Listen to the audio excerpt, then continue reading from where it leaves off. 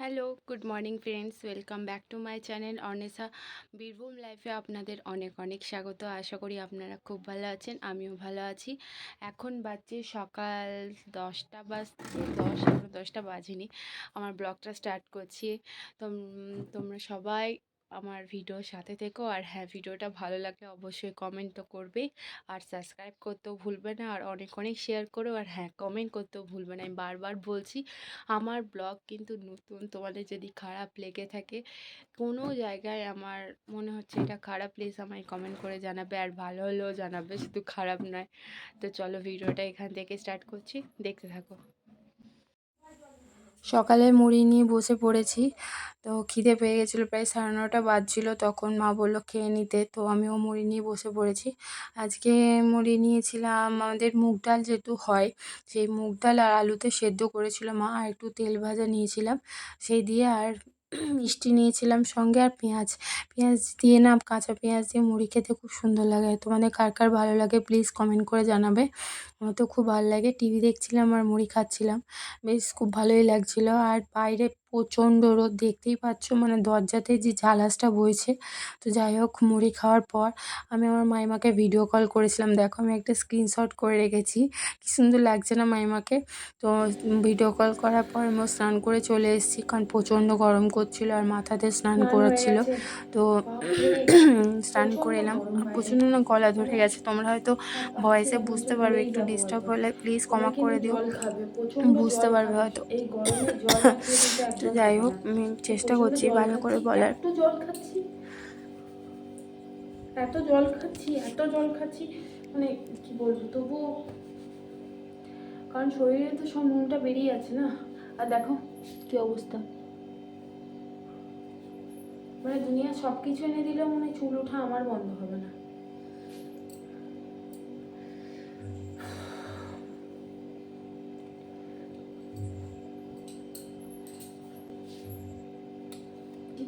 মানে যতক্ষণ জলটা ঢালছি ততক্ষণই মনে হচ্ছে হ্যাঁ, আরও আরও গায়ে জল ঢেলেই যায়। মানে যদি একটা ছোট বাচ্চা দেয়, যদি মানে বলে যে সর্বক্ষণ বসে থাকো, আমরা সর্বক্ষণে জলেই চুপে বসে থাকবো, এতটাই গরম করে। ঘুম হচ্ছে না কেন বুঝতে পারছি না, হয়তো গরমের জন্যই ঘুমটা আসছে না।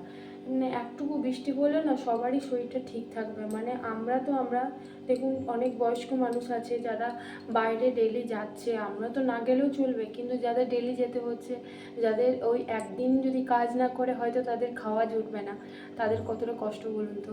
মানে ভীষণ কষ্ট। গরম আমার মনে হয় শীতকাল এর থেকে অনেক ভালো। হ্যাঁ, হয়তো ওই ঢাকাটা ছেড়ে একবার উঠতে অনেক কষ্ট হয়, কিন্তু একবার উঠে গেলে সব কাজ একদম ওকে।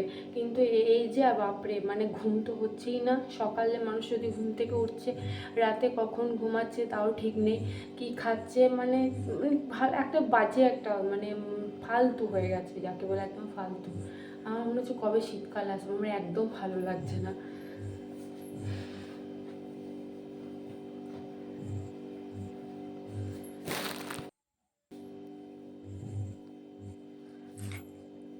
আমার প্রায় চুল ছাড়ানো হয়ে এসছে। দেখলাম শীতেটা সোজা হচ্ছে কি না, জানো তো, আমি মানে শীতেটাও না বুঝতেই পারি না যে কোন দিকে সোজা আদৌ হয়েছে না হয়নি, অনেকবার চুলটা ছাড়ানোর পর। তো যাই হোক, শেষমেশ হয়েছে শীতেটা। ব্যাকাটারা হলো না, একদম ভালো লাগে না আমার তো মনে হয় শীতে যদি আমি করব ঠিকঠাক সোজাভাবেই করবে, একা বেঁকা হলে না একটুও ভালো লাগে না। তো যাই হোক, মুখে একটু ক্রিম লাগিয়ে নিলাম, কারণ চচ্চর করছে। গ্রীষ্মকাল হলো না, একটা অদ্ভুত ধরনের চচ্চর করছিল। তারপরে একটু বোরলিন লাগলাম, কারণ আমি তোমাদের বলেছি 12 মাস বোরলিন লাগাই, সে শীত গ্রীষ্ম বর্ষা যাই হোক, কারণ বোরলিন না লাগালে আমার একটু ভালো লাগে না।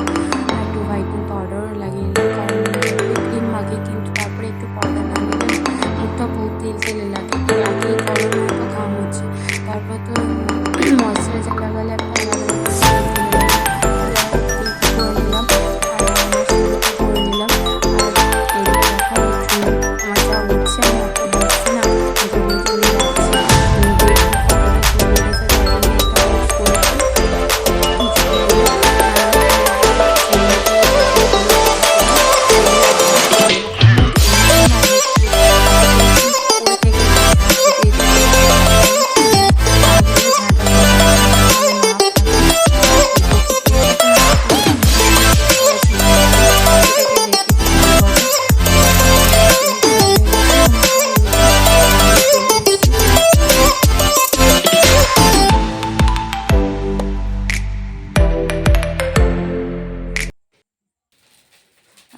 মা দেখো ভিজে গামছা নিয়ে মাথায় রান্না করছে। মায়ের প্রচণ্ড গরম করছে। আমি বলছি দাও আমি একটু নেড়ে দিই, তুমি একটু বসো না, কোনো মতেই শুনবে না। তুই যা বস, কারণ আমার তো গরম করছে, আমি আমারটা শুধু, তোমার শরীর খারাপ, দাও, কোনো মতেই শুনবে না। তো যাই হোক মা করেছে, মা সবটাই করেছে। আমি সকালবেলায় সবজিগুলো প্রায় কেটে দিয়েছিলাম। আর এদিকে দেখো মা পটল ভাজা বসিয়েছে। এদিকে পটল আলুতে মাছে একটা ঝোল হবে বলে মা মশলা করে রেখেছে, আলু সানা করে রেখেছে, ভাতের মাড়ও গড়ানো হয়ে গেছে। আর এদিকে আমি জল ভরবো বলে বোতলগুলো নামিয়ে রেখেছি, কারণ একটা বোতলেও ঠিকমতো জল নেই, বাকি যা ছিল সব ফ্রিজে ভরে দিয়েছি। আর এমনি নর্মাল জল যে মিক্স করে খাবো, তো একটা বোতলও জল ছিল না। তো মা বললো তাহলে জলটা ভরে নে। আমিও জলটা ভরে নিলাম। স্নান করে দেখো কি আরাম লাগছে না। আর মাথাতে স্নান করলে না সত্যি ভীষণ আরাম লাগে, কারণ মানে একটা এমনি স্নান করলে শরীরটা ভীষণ হালকা লাগে, মাথাতে স্নান করলে না আরও শরীরটা হালকা। আর দেখো তোমাদেরকে একটা জিনিস দেখাই, বড়ি, এগুলো এগুলো না সয়াবিন বড়ি। তোমরা দেখে বুঝতে পারছো কি? হ্যাঁ দেখো সয়াবিন বড়ি। এগুলো না আমার শ্বশুরমশাই যখন পুরী গিয়েছিলো, পুরী থেকে বাবা এগুলো কিনে নিয়ে এসেছিলো। আর দেখো বিকালবেলাতে একটু হলুদ হয়ে গান শুনছিলাম। আমার খুব ভালো লাগে গান শুনতে। আর বিকালবেলাতে হলুদ হয়ে গান চালিয়ে খুবই মজা লাগছিলো শুনতে। আর এদিকে দেখো এই যে সেই আমি ওয়াল হ্যাঙ্গিং মতো কিনেছিলাম, এটা একটা লাগিয়েছি। আর এদিকে আমার স্কুটির চাবিটাও ওর মধ্যে ঝুলিয়েছি। আর কিছু বাসন ছিল, যেগুলো ওই চা খাওয়া হয়েছিল, সেই সসপ্যানটা পড়েছিল, আর একটা জাম এমনি পড়েছিল। তো মাকে বললাম দাও আমি এগুলো একটু ধুয়ে দিই। মা বললো না না থাক, আমি এমনিতেও ধোবো। তা বললাম না এগুলো ধুয়ে দিই। আর এদিকে যে কাপটা দেখলে, এই কাপটা না অনেক দিন ধরে রিজেক্ট হয়ে পড়েছিল, এই কাপটা আমি একটা কাজে ইউজ করব। তো আমি বললাম তাহলে এটাও ধুয়ে দিই। তো যাই হোক এগুলো ধোয়া হয়ে গেছে। আর এদিকে মা আমাদের যেহেতু বলেছি তোমাদের যে একটা বড় পুজো আসছে, ধর্মরাজ পুজো আমার শ্বশুরবাড়িতে, তো সেই জন্য মা ধোয়া মোছা করতেই পারছে না এত গরমে। মায়ের এমনিতেও শরীর খারাপ করছে, আর তারপরে এত গরমে না কাজ করে। মা বললো না আজ থেকে অল্প অল্প করে লাগি। তো মায়ের অনেকগুলো রান্নাঘরে কৌটো ছিল, সেগুলো অনেক অপরিষ্কার ছিল, তাই বললো সাবান দিয়ে ধুই দেয়। আর এদিকে দেখো কালকে যে দই বড়াটা করেছিলাম অল্প বেঁচে গিয়েছিলো, তো আমার বর বললো ও খুব পছন্দ করে, তো তার জন্য আমি একটু রেডি করছিলাম। তোমাদের সাথে কালকে শেয়ার করা হয়নি দই বড়াটা বানানোর পর। তো এইদিকে দেখো আমি দই বড়াটা বানিয়ে নিয়েছি। বানানো হয়েছিল এরকমই। আর একটু দইটা ছিল, তো সেটা ফ্রিজে রাখার কারণে কি অনেকটা টাইট হয়ে গেছে দইটা, দইয়ের যে গ্রেভি ভাবটা। তো আমি একটু সস দিয়ে দিলাম, তার উপর থেকে একটু বিট নুন দেবো, কারণ বিট নুন না দিলে না একটা আলাদা রকম ফ্লেভার। নর্মালও নুন দেওয়া যেতেই পারে, কিন্তু বিট নুন না দিলে না একদম ভালো লাগে না। তো ওপর থেকে তাই আমি একটু বিট নুন দিয়ে দেবো। আর বিট নুন দেওয়ার পর ভাজা গুঁড়ি দেবো, কারণ ভাজা গুঁড়িটাও কিন্তু খুব দরকার। কারণ দই বড়াতে না মানে ভাজা গুঁড়ি, বিট নুন এগুলোর গন্ধতেই কিন্তু দই বড়া, শুধু দই বা বড়া দিলেই হবে না। এদিকে আমি একটু বিট নুন ছড়িয়ে দিলাম, আর এদিকে ভাজা গুঁড়ি আছে, ভাজা গুঁড়িও ছড়িয়ে দেবো। যদিও ভিডিওটা একটু লম্বা হয়ে গেছে, তাই হয়তো আমার ভয়েসগুলো একটু আগে পরে হচ্ছে, প্লিজ তোমরা বুঝে নিও। আর এদিকে আমি একটু ভাজা গুঁড়ি দিয়ে দিলাম। ভাজা গুঁড়িটাও না দিলে কিন্তু হবে না, কারণ ভাজা গুঁড়িটাও কিন্তু এই ফ্লেভারের সাথে চাই। একটু ভাজা গুঁড়ি দিয়ে দিয়েছি, বেশি দিও না, বেশি দিলে আবার খুব গন্ধ লাগবে, তখন দইয়ের সেন্টটা পাবে না। ভাজা গুঁড়ি দিয়ে দিয়েছি। আর এদিকে ঝুরি ভাজা দিয়েছি, ঝুরি ভাজাটাও কিন্তু দেওয়া দরকার। আর হ্যাঁ তোমরা এক্সট্রা চাইলে আরও অন্য তোমরা চাইলে অন্য চাটনিও দিতে পারো, তো আমি এটাই দিয়েছি। আর এদিকে দেখো দেওয়া হয়ে গেছে। সন্ধ্যাবেলাতে একটু বরের একটা জামা ছিল, আর আমার একটা ব্লাউজ ছিল। কদিন ধরে আয়রন করব করব করে করা হচ্ছে না, তো আজকে আয়রনটা করেই নিলাম, কারণ এই জামাটা বাইরে থাকলেও নোংরা হবে, কাঁচা হয়ে গেছিলো। আর আয়রন করা ছাড়া আমি ঘরের মানে আলমারিতে ঢোকাতেও পারছিলাম না।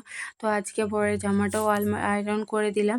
আর আমার ব্লাউজটাও পরে আছে, ব্লাউজটাও আয়রন করতে হবে। আর আমি জানো তো মানে আয়রন করতাম, কিন্তু খুব একটা পারিনি, বাট তাও চেষ্টা করছি। ভয়ে ভয়েই করছিলাম জামাটা যাতে পুড়ে না যায়। আর এদিকে দেখো আমার ব্লাউজটাও আয়রন করছি। এই নতুন যে ব্লাউজটা কিনেছিলাম লাল রঙের, এটা আমার একটা খুব ফেভারিট ব্লাউজ, দেখতে খুবই ভালো লাগে, আমার পরেও খুব ভালো লাগে। আর ব্লাউজটা না খুব সুন্দর এমনিতে, তো এটাও আয়রন করবার ছিল। এই দুটো জিনিসই আয়রন করা ছিল, বেশিক্ষণ টাইম লাগেনি, কিন্তু করব করব করে আজকে কদিন ধরে করাই হচ্ছে না। সামনেই সব আছে, কিন্তু ওই যে হয় না, যখন যেটা হওয়ার তখন সেটা হবে, আমি চাইলেও সেই জিনিসটা কখনো হবে না। তো যাই হোক আজকে বিকালবেলাতে আমি ঠিকই করেছিলাম যে আগে আমি আয়রন করব, তারপরে বাকি সব কাজ করব। তো যাই হোক আয়রনটা যথারীতি করেই নিলাম, কারণ আয়রনটা আর গরম করছিল ঠিকই, ওই রুমটাতে না প্রচণ্ড গরম, কারণ এখন এই রুমটাতে শুতেও পারি না, আমরা যেহেতু মাটি ঘরে শুই। কিন্তু যাই হোক করেও নিয়েছি। এরপরে এগুলোকে আমি আলমারিতে ঢুকিয়ে রাখতে আর কোনো অসুবিধা নেই। বন্ধুরা আজকের মতো ভিডিও এখানেই শেষ, কালকে আবার ভিডিও আসবে। তো চলো টাটা, কেউ সাবস্ক্রাইব, লাইক, কমেন্ট আর শেয়ার করতে একদম ভুলবে না। তো আজকের মতো ভিডিও এখানেই শেষ, চলো টাটা, বাই।